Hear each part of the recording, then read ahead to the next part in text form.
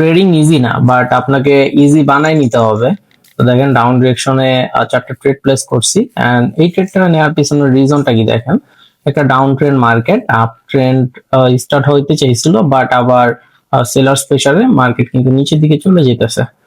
So আপনাদের যেটা বলতেছিলাম যে ট্রেডিং কিন্তু ইজি না, বাট আপনাকে ইজি বানাই নিতে হবে। আর আপনি যদি একবার শিখে যান যে কিভাবে ইজিলি ট্রেডিং করা যায়, জাস্ট 2-4টা স্ট্র্যাটেজি দরকার আপনার, আর কিছুই না। এন্ড ভালো একটা অ্যাকুরেসির স্ট্র্যাটেজি এন্ড ভালো একটা মাইন্ডসেট আপ এন্ড আপনার একটা মানি ম্যানেজমেন্ট, এইগুলাই যথেষ্ট। আপনি ইজিলি ট্রেডিং থেকে প্রফিট বের করে ফেলতে পারবেন। দেখেন এখানে 20 সেকেন্ড বাকি আছে, বাট আমি 100% শিওর এখানে সেলার্স অ্যাক্টিভ হবেই ভাই। কারণ এই এই যে লেভেলটা, এই লেভেলটার নিচে তো অবশ্যই মার্কেট নামবে।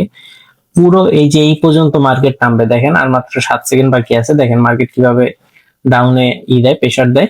সো 3 সেকেন্ড বাকি। গাইস, আমি আপনাকে বলছিলাম যে এই নিচে নামবেই মার্কেট।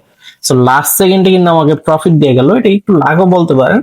বাট আমি যদি সেফটি মার্জিন ইউজ করতাম তাহলে তো 100% প্রফিট পেয়ে যেতাম, বাট তারপর আমার কিন্তু প্রফিট চলে আসছে।